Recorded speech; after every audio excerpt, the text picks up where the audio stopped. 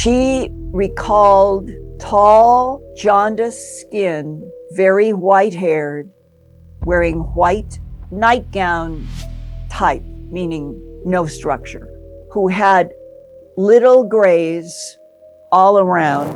She became frightened because she began picking up telepathic thoughts, and that one of the jaundiced tall ones telepathed, "I apologize. We're not only not alone in the universe, we are in interstellar trade for rare metals with ETs that have been helping us since the 70s. It is still not clear which non-humans are on the other side of agreements about having the quote unquote permission to take X percentage of animal, let's just say Earth life. Right. That includes humans. I think that that is one of the facets that is probably true. Mm-hmm. Terry Lovelace, who is a longtime abductee, he and I have talked about that. He saw the vats, a huge wall of them. The part that is again confusing is this. The abduction cases that I know about, one being a woman and her son abducted from Cimarron, New Mexico in I think it was 1980.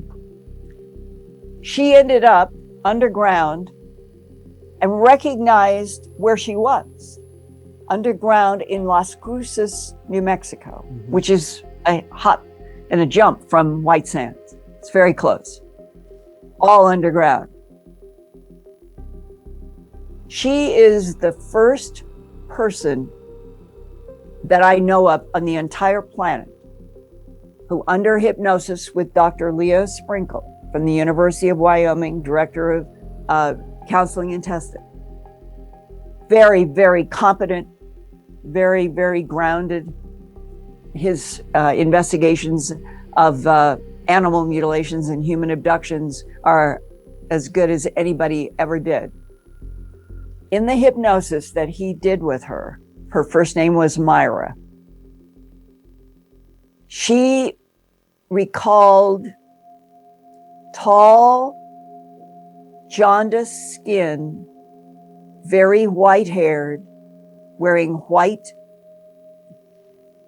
nightgown type, meaning no structure, who had little grays all around, which we now know today in 2021, those are artificial intelligence, who do the bidding of tall grays, tall reptilians, tall blondes, red hairs, black hairs. So whenever you have any description of the little ones, it would be like our saying our computers could get off the desk and walk around and we could talk to the computers and they could go downstairs, they could go out to the car, they could do what we programmed them to do. And that she became frightened because she began picking up telepathic thoughts. And that one of the jaundiced tall ones telepathed,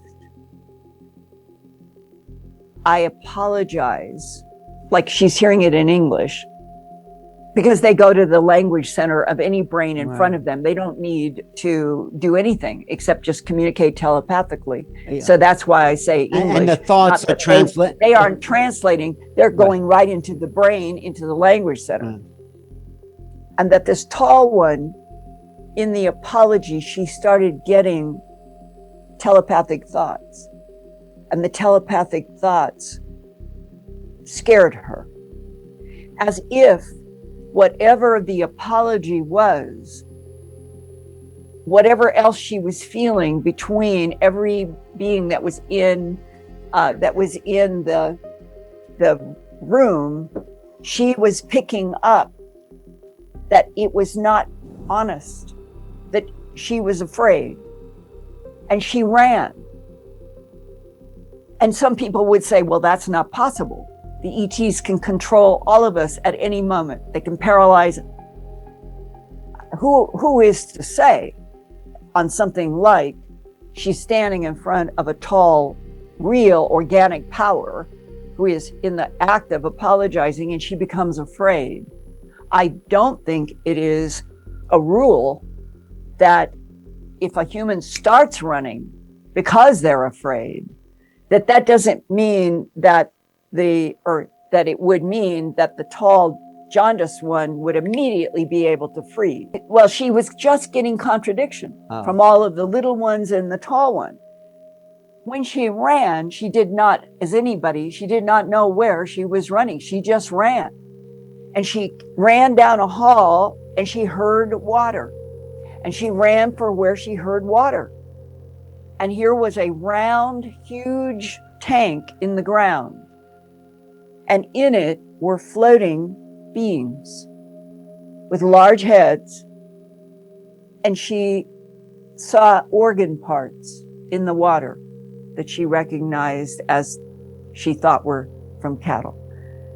That is the case, the Myra case, and the hypnosis from Dr. Leo Sprinkle that was the first time and led to discussions by John Lear and Bob Lazar and others later on, that this was where the beings were absorbing their nourishment. And last night I had Kathleen Marden. She has worked on 5,000 different abduction cases in her work. Mm-hmm. And she has broken down and said last night, the non-humans that we are dealing with, would be in all categories. They do not eat like we do.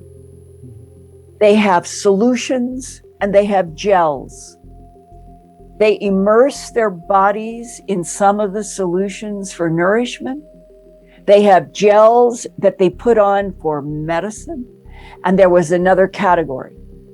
And suddenly it's like 70 years are beginning to fall into comprehension, cattle mutilations and the human abductions. And your question about would the extractions from the animals be building other containers or being used for hybrids?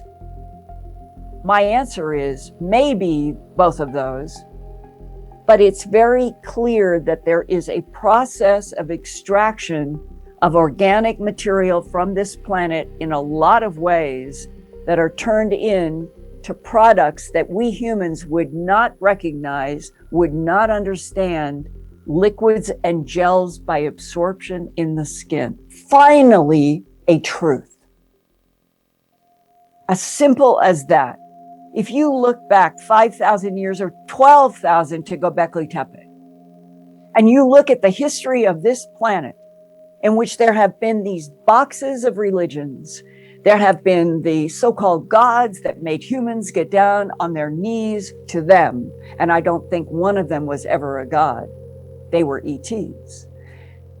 The whole planet for at least 12,000 years is demonstrably one in which Homo sapiens sapien is abused.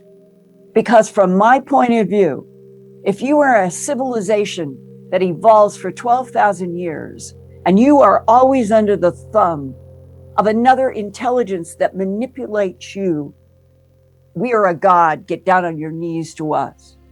We are a god, bring us whatever, the blood, the sacrifices of animals that go back into other periods of time.